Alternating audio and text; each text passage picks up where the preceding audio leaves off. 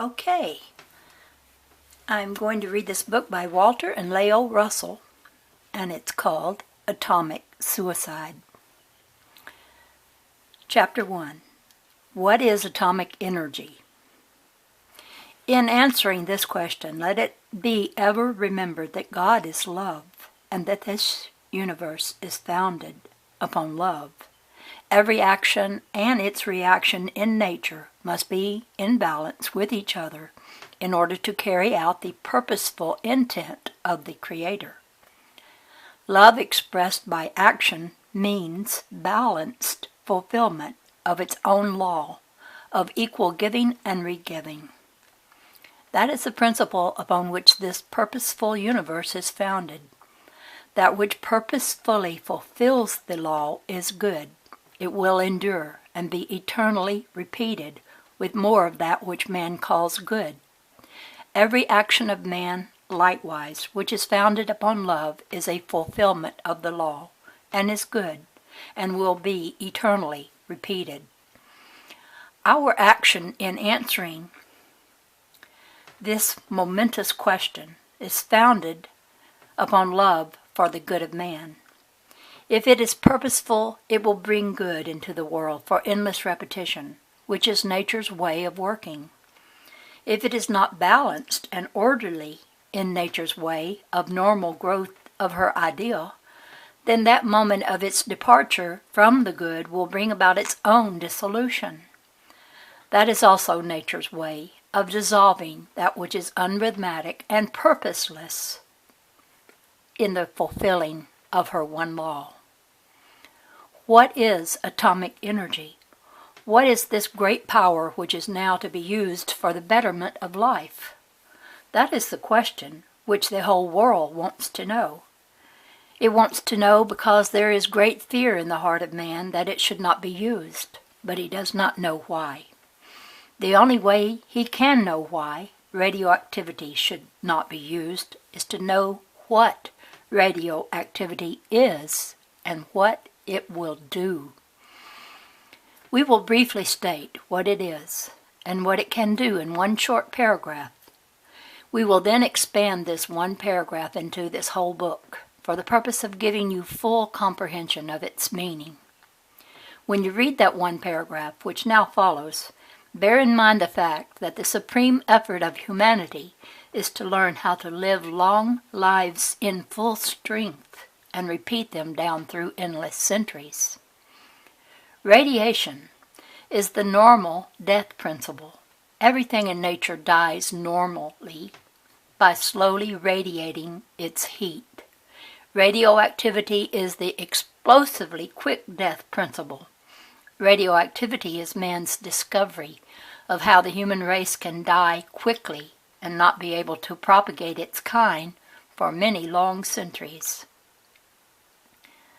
There is your complete answer in a few words. Multiplied death is the new boon which this age of man believes he is giving to the furtherance of life.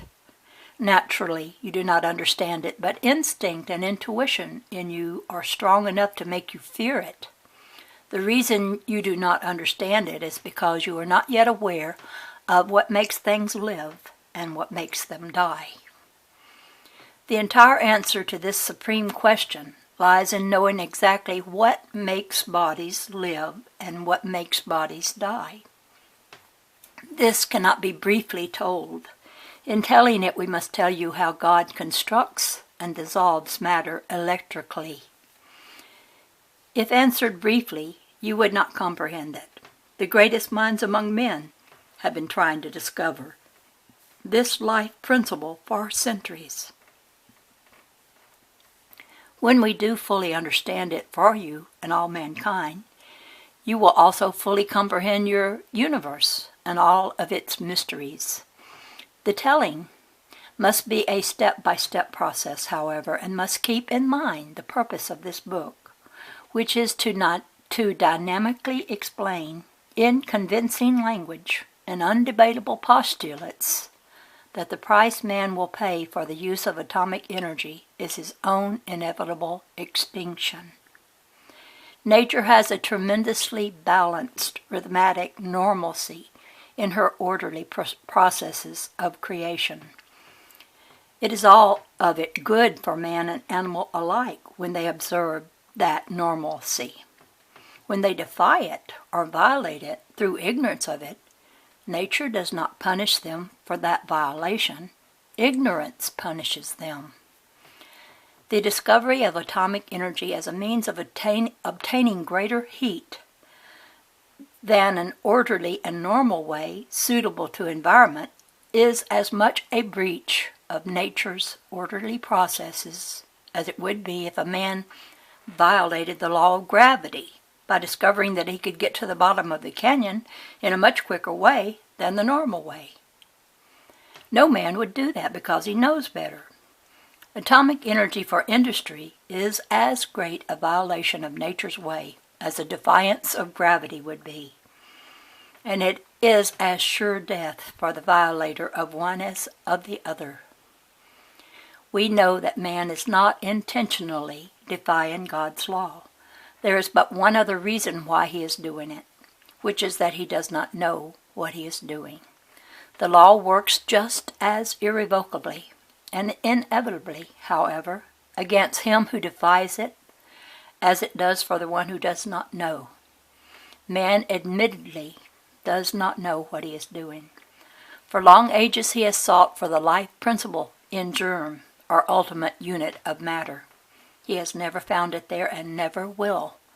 Likewise, he has sought for the principle of death. This he has now found, but does not know it. Do you know why you live and how you keep alive? Do you know why you die and how you die? Do you know where you go when you die, or what happens to your identity after death? No, you do not yet know these things. Mankind has not yet unfolded far enough spiritually to know of his eternal identity, or to know that he cannot die. The complete argument of this story is based upon the fact that mankind does not know what either life or death is, nor that the plan that he is now making is assisting nature in her death process by helping you to die instead of to live. That plan is contrary to nature's law of love.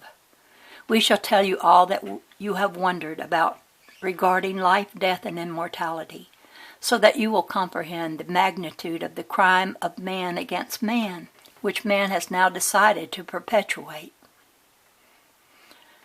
Man does not yet know his universe, nor how it became, nor how it disappears into space and reappears. There is a universal process in creation, and a motivating force for the energy which creates it. That same process applies as equally to the creation of life and its disappearance in death in your body as it does to the whole universe. Do you know what that process is? Do you know what your universe is and the God relation to it? And God's relation to it? And to you? Do you not think you could live more powerfully and wisely if you did know these things? We feel certain that when statesmen and leaders in industry know these things, they will know they cannot use the death principle to aid life. Every forthcoming page of this book will deal with the principle of life and death of the body of man and of God's body, the universe of motion. It will likewise deal with the immortality of man and of his mind control over his orderly and normal life and death processes. It will also clearly explain that long-asked question, where do I go when I die? During this explanation of the two ways of life and death, which will be clearly set forth herein, you cannot fail to see that man's illegitimate use of death to benefit life will but multiply death upon this planet until not one grass blade will be left upon it. These statements present a dread picture. They seem unbelievable and impossible. It is our responsibility to prove to you that they are not only possible, but inevitable. The only way we can possibly do that is to now make those things known about life, death, and immortality, which have never yet been known. The real fallacy of nuclear fission for industry is that these so-called deadly poisonous gases from the radioactive elements in reactors and in the waste products, which are encased in concrete and buried in the sea to protect human life from their admitted danger, are not poisons in their own environment underground, where they are serving a necessary purpose of helping to make it possible for organic life to live upon this planet. Man makes them poisonous by removing them from their purposeful environment to place them in an abnormal environment, unsuited to their normal environment. Animal and vegetable life are dependent upon the upper few feet of the Earth's crust to live. The soil must have humus, nitrogen, carbonic gas, oxygen, and water. These so-called deadly radioactive poisons are preparing the soil for oxygen-dependent life to live by causing countless billions of microscopic explosions in the rock formations underground to release water and other necessities for human life and vegetation. That is all good in their proper place in nature. They are fulfilling their necessary, useful purposes. They are vitally necessary where they are. They are a benefit to man when underground, are distributed in rocks. It is only when we dig them out from under the ground and condense tons of harmless rock into ounces of deadly free metal, such as uranium piles, that we make the earth uninhabitable for man. Think also of the hundreds of millions of years nature has to work to decay solid rock and metal planets sufficiently to create enough decayed surface and an atmosphere for organic life to become possible. Mercury had no atmosphere, nor even a grass blade. Its rock surface is so hot that lead would melt there.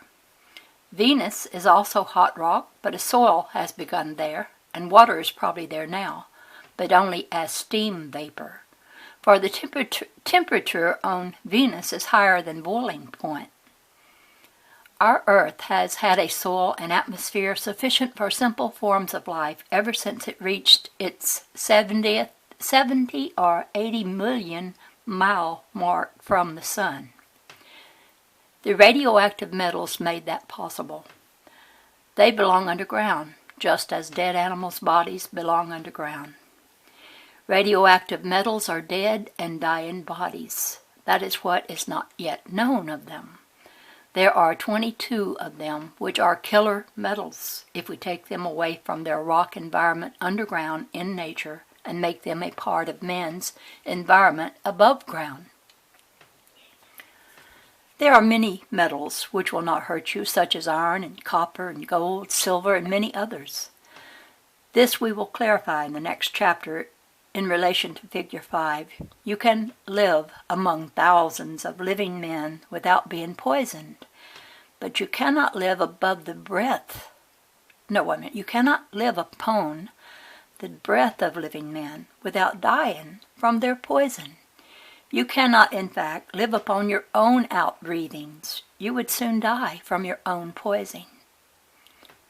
Digging dead and dying metals from underground where their outbreathing is giving fertile soil for organic life is like digging dead animals from where they are being transformed into living vegetable and animal life. Every farmer must put death under his ground in order to reap life above it. The Curies procured a few grams of radium from many tons of earth. Those few grams of dead metals would spread their quick death to every cell of your body if you put them in your pocket.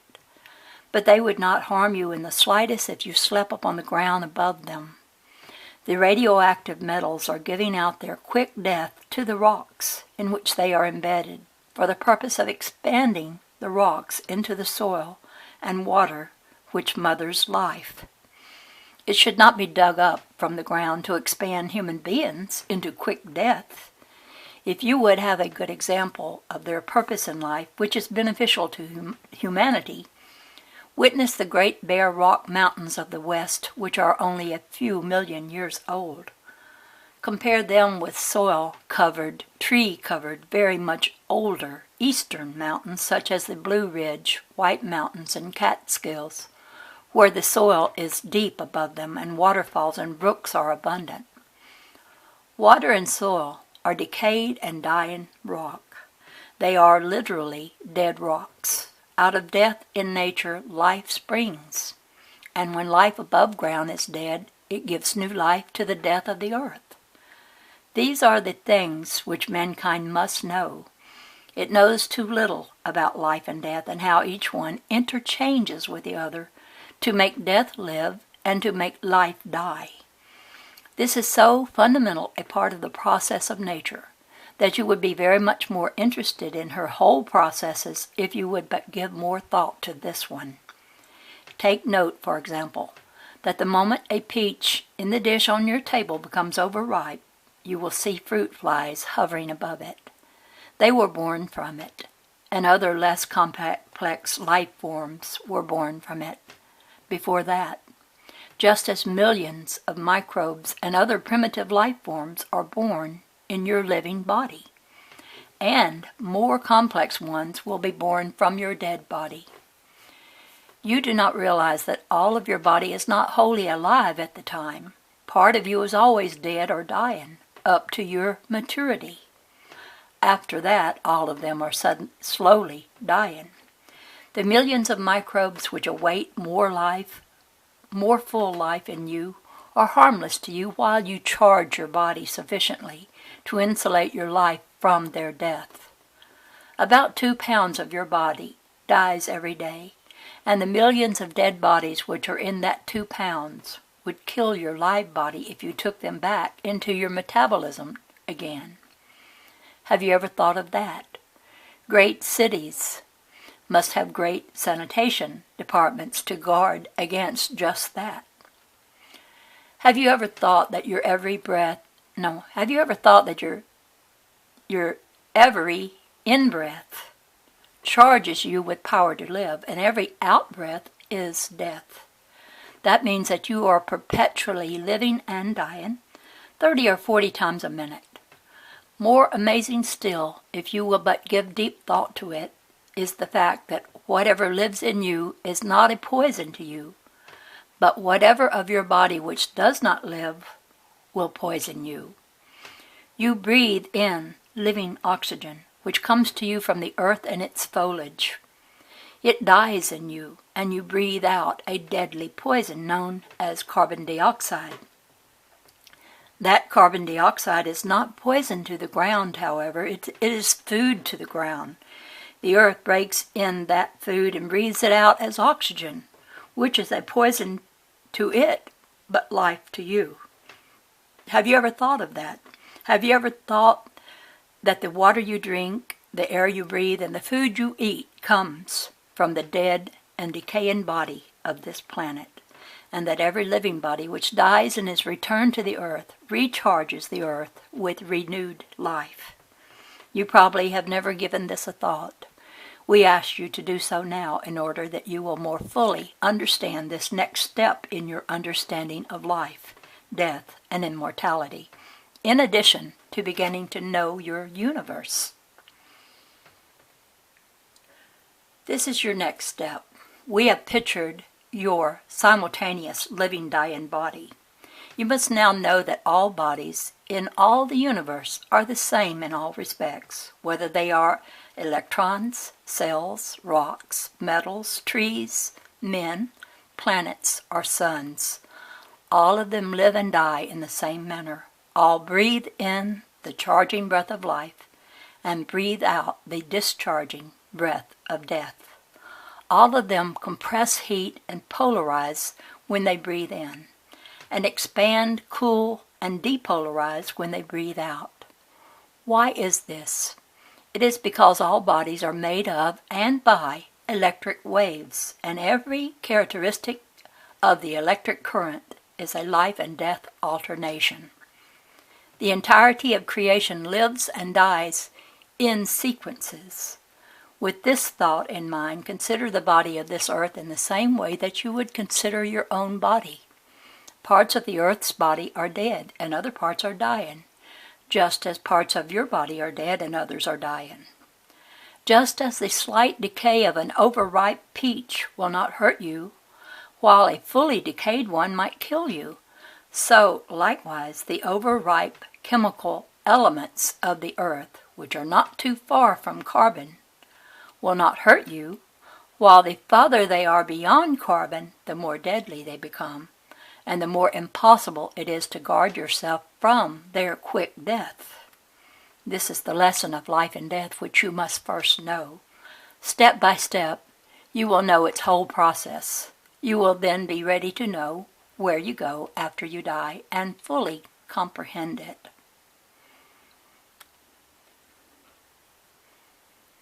And now there's pictures of Jupiter and Mars. They look like orbs to me. And there's Saturn. Now think of the life and death of a planet as you would think of the life and death of your own body. You fully know that your own body grows to maturity, say at 40, when it is more virile than at any other age. That means that every cell in your body is more virile than that same cell would be at 60 or 80. At 40, your body cells are true spears and small, fast-turning rings. At 60, the cells have become very much flattened at their poles, as our Earth is doing, and their surfaces are beginning to wrinkle with many rings, like Jupiter, just as an old face wrinkles with many lines. At 80, rings are actually thrown off as equators, like the rings of Saturn. These rings are dead cells of Saturn's still living body. An old man of 90 is still living, but all of his cells are dying faster than he can replace them. This is an important fact for you to understand. Your car battery will help you comprehend the whole principle of the long, slow years of dying. When it is charging while you are running it, that shows that its power to generate life is greater than its power to degenerate by discharge. The old age of anything, whether man, electron, or planet, means that the galvanometer needle of its life current is showing more discharge than charge, even though it is charging some. We herein print pictures of Mars, Jupiter, and Saturn to illustrate 3 such stages of slow dying, all of them generating life from the pressures of the sun, but they are dying faster than they can live. The Earth is a dying cell thrown off from the sun. It cannot maintain its spherical form. It is flattening at the poles and cannot keep in balance with its system by remaining on the plane of the sun's equator. It is in the very early stages of preparing to throw off more rings, such as its first one, which has wound up to become a moon.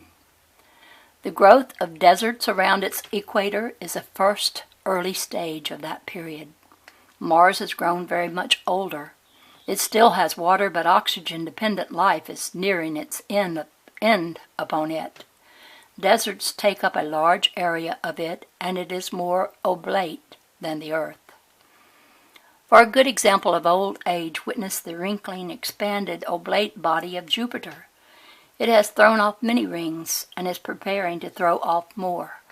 Nature always throws off its rings in series of 4. Near the surface of Jupiter you will see one series which have wound up into moons. Mercury, Venus, Earth, and Mars are the last series thrown off by our Sun. Jupiter has expanded to probably 3 or 4 times its original size and is whirling itself to its centrifugal death with every increasing acceleration. In the still more oblate Saturn, you see 3 of its next series of rings before they have wound up around a newly established gravitational center.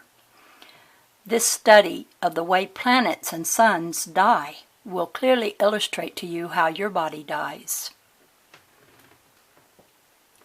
The above thoughts have been given to you for the express purpose of building up in you a full comprehension that man is now attempting to build an environment of death upon the surface of this planet, which has for so many eons been trying to build up an environment for life. He is creating an abnormal environment within which animal and vegetable life cannot possibly live. We desire to show you why radioactive fission in large quantities and oxygen cannot coexist. These elements are fully alive while in their own environment. By taking them out from that environment, they become corpses of themselves. To spread these huge 10-ton reactor wipes throughout the world, and the countless billions of microscopic ones, so that they are in every breath we breathe, every bit of food we eat, and in the water we drink, will eventually be like forcing you to again breathe in a gradually increasing percentage of your own dead breath. And I will start the next video and end this one right now.